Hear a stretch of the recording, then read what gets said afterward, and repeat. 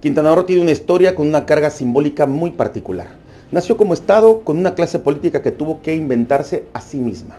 Hasta hoy, Quintana Roo ha tenido 10 gobernadores, 1 de transición y 9 electos constitucionalmente.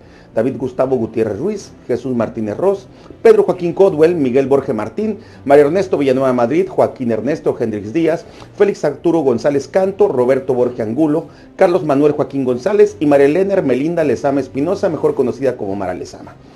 Pero la historia política de Quintana Roo no se puede contar solo por nombres.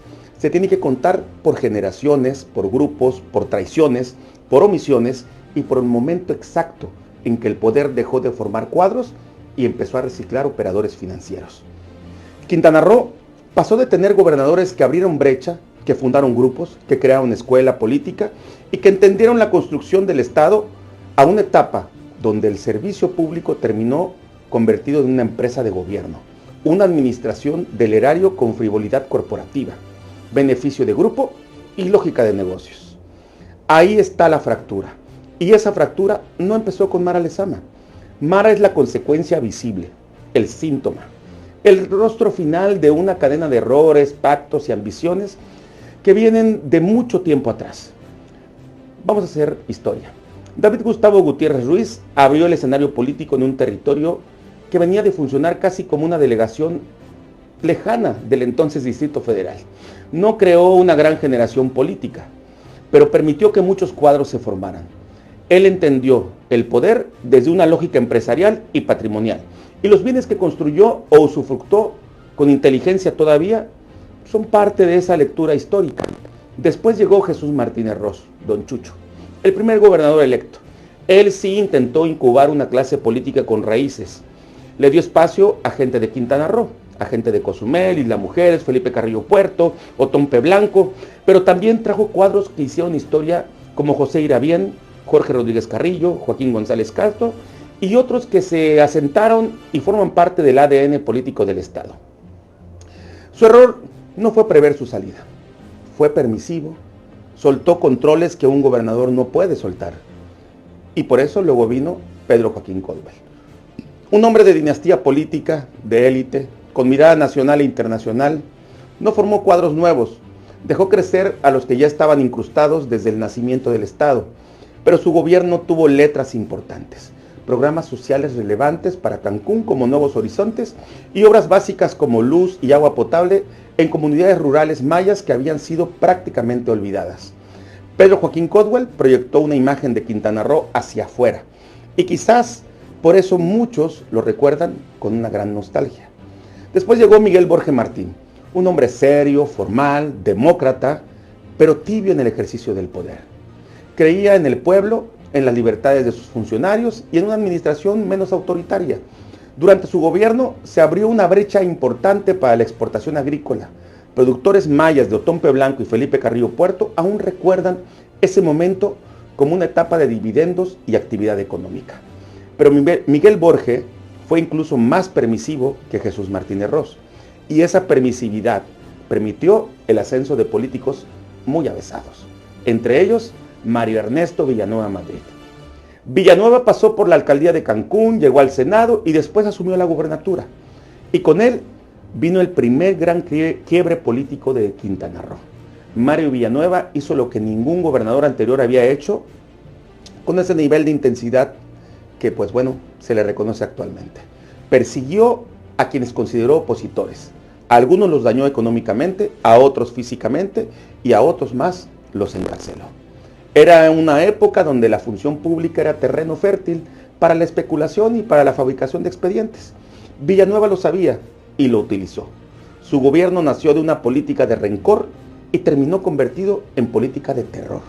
Las historias de ese sexenio todavía horrorizan y no las cuentan extraños, las cuenta gente que estuvo cerca. Villanueva se creyó amo y señor de Quintana Roo. Su ambición lo llevó al absolutismo. Y su absolutismo abrió la puerta al siguiente capítulo. Joaquín Ernesto Hendrix Díaz, su tocayo. Hendrix llegó al poder con un sentimiento parecido más o menos como el de Mario Villanueva. Antes de ser gobernador, pues tampoco fue querido por buena parte de la clase política que estaba en funciones. Pero a diferencia de Mario Villanueva, no persiguió de la misma forma. Él hizo otra cosa, cerró la llave. A todos los que leían a Mario Villanueva los ignoró, los dejó fuera, los marginó. Y eso generó un tsunami, porque la generación que dejó Mario Villanueva tenía recursos, estructura y formación para la lucha política. Hendrix, mientras tanto, soltó el control, delegó la administración, se distanció del PRI, permitió que el partido en el poder se debilitara y por eso su sexenio es recordado como el momento en que el PRI perdió el tercer distrito federal electoral y después perdió Benito Juárez, el municipio más importante de Quintana Roo, donde está Cancún. Y ahí inicia el verdadero punto de inflexión. El Partido Verde Ecologista de México gana Cancún con Juan Ignacio García Zalvidea, el Chacho.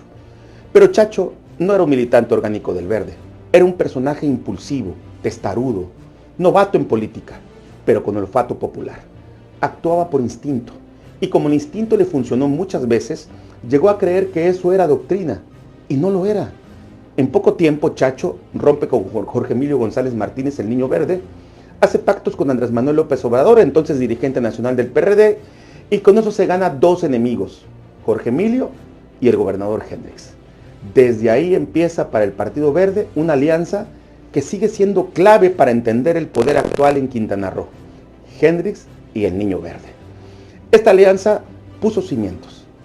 Después llega Félix González Canto, cozumeleño, formado en un grupo político de los tiempos de Mario Villanueva, con influencia de personajes connotados de Cozumel, con un gran o un alto nivel político.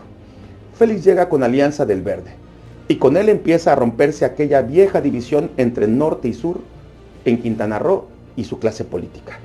Félix le da dinamismo a la burocracia estatal y abre espacios de primer y segundo nivel a políticos de Cancún, Cozumel y Playa del Carmen. Félix estudió a sus antecesores, tomó algo de Mario Villanueva, algo de Miguel Borge, algo de Pedro Joaquín, algo de Jesús Martínez Ross, pero también cometió un error que sería histórico. Le dio auge real al Niño Verde en Quintana Roo. Le abrió espacios a militantes reales del Verde. Ahí está Ludivina Menchaca, a quien impulsa como senadora junto con Pedro Joaquín Caldwell. Entonces, hay que entender esto. El Niño Verde puso cimientos con Hendrix, construyó muros con Félix González Canto y encontró su oportunidad mayor con Roberto Borge Angulo. Roberto Borge era joven, visionario, estudioso, con intuición política, pero sin experiencia suficiente para enfrentar la maquinaria que se le venía encima. Muy pronto fue copado por Jorge Emilio González Martínez y sus tentáculos. El Niño Verde pactó con hombres y mujeres cercanos a Roberto Borge, se metió en la estructura electoral, en los operadores, en los activistas, en el aparato político, y Roberto, quizás sin dimensionarlo, terminó entregando demasiado. Fusionó la clase política del PRI con la del Partido Verde, y ese fue su gran error de cálculo. Y es que Roberto Borge creía que esa fusión le ayudaría a imponer a un sucesor y proyectarse a cargos federales, con la perspectiva de parecerse políticamente a su paisano Pedro Joaquín Caldwell. Pero en el pecado llevó la penitencia. El Niño Verde nunca lo vio como par, siempre le jugó dos caras. La señal más clara la tuvo Borge previo a las elecciones del 2012, cuando Jorge Emilio González Martínez negoció con Enrique Peña Nieto ser candidato de primera mayoría al Senado y llevar como compañero de fórmula al exgobernador Félix González. Roberto Borge no tenía ni un año gobernando y su supuesto aliado ya le había jugado chueco. El gobernador Borge tenía otros planes, pero Jorge Emilio y Félix se le adelantaron. Esa señal fue el principio del fin. El desenlace, pues, fue fatal. Roberto Borge pierde para el PRI la gobernatura de Quintana Roo, se la arrebata a Carlos Joaquín González y pues chequen la ecuación. Carlos Joaquín es hermano del exgobernador Pedro Joaquín Caldwell. Fue impulsado durante su campaña por Joaquín Hendrix Díaz, el exgobernador, quien es aliado además principal de Jorge Emilio González, el Niño Verde, y además es primo hermano de Félix González. Era lógico que el becerro en sacrificio fuera Roberto Borge. Carlos Joaquín llega al poder casi con la misma doctrina de Hendrix. No tenía interés, pues, de trascender. Lo motivó el orgullo de cobrarle factura a Roberto Borge, de quien recibió maltratos y afrentas durante su mandato. La administración de Carlos fue pasiva al principio, y cuando Andrés Manuel López Obrador gana la presidencia en el 2018, Joaquín González actúa con astucia, tiende puentes, pacta, garantiza acuerdos y prepara una transición sin contratiempos y no traiciona su palabra. Aquí surge el punto que marca esta videocolumna. Mara Lezama.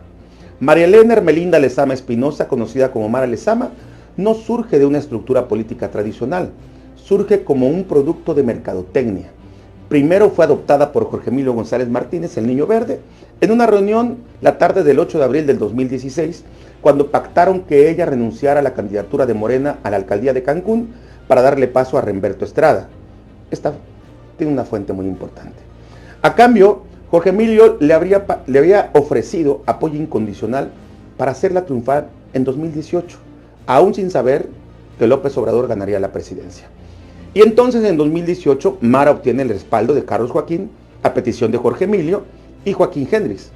Después, con la alianza del Partido Verde con Morena en 2019 y 2021, la convierten en su proyecto político para la gobernatura. Y aquí está el fondo de todo. Mara Lezama nunca ha gobernado realmente. En la alcaldía de Cancún gobernaban los operadores del Partido Verde, incondicionales de Jorge Emilio, los mismos que después fueron colocados en posiciones clave del gobierno estatal. El Niño Verde le instauró un esquema de poder donde ella sería el proyecto, la imagen, el rostro, la narrativa, la candidatura empacada para venderse como ascenso nacional. Pero una cosa es asumir la investidura y otra muy distinta es ejercer el poder. Así quedó, pues, el poder estructurado detrás de la investidura. Jorge Emilio a la cabeza, Joaquín Hendrix como su aliado histórico, Félix González como actor ocasional y operadores del Verde ocupando espacios decisivos. Ese es el gobierno real que tiene actualmente Quintana Roo desde el 2022. Mara Lezama transita en un gobierno donde no manda, no gobierna y no administra. Es una figura mediática construida con diseño artesanal, metida hasta el cuello en conflictos creados por quienes realmente deciden. Y por eso el título es claro: Quintana Roo, una mujer en el poder, los mismos hombres al mando. No se trata de cuestionar a una mujer por ser mujer, se trata de cuestionar si la dejan gobernar. Porque históricamente Quintana Roo ha tenido mujeres con peso real en el poder, incluso sin rendir protesta como gobernadoras. Ahí están Rosalía Yanetti, María Rubio, Rosario Ortiz, María Cristina Sangri y otras más, mujeres que fueron protagonistas en decisiones clave de distintos momentos políticos. El problema no es el género, el problema es la simulación. Quintana Roo hizo historia con su primera gobernadora, sí, pero esa historia puede terminar marcada por una contradicción brutal. La primera mujer que llegó a la gobernatura, pero no la primera mujer que realmente tuvo poder. Y esa es la tragedia política del momento, porque el viejo sistema no desapareció, se maquilló, cambió de rostro, cambió de discurso, cambió de siglas, pero no cambió de manos. En resumen, el PRI abrió la brecha. Villanueva impuso el terror, Hendrix soltó el partido, Félix le abrió las puertas al Verde, Roberto Borges entregó la estructura a Jorge Emilio, Carlos Joaquín pactó la transición con Andrés Manuel López Obrador y Mara Lezama terminó administrando una maquinaria que no construyó, no entiende y que tampoco controla.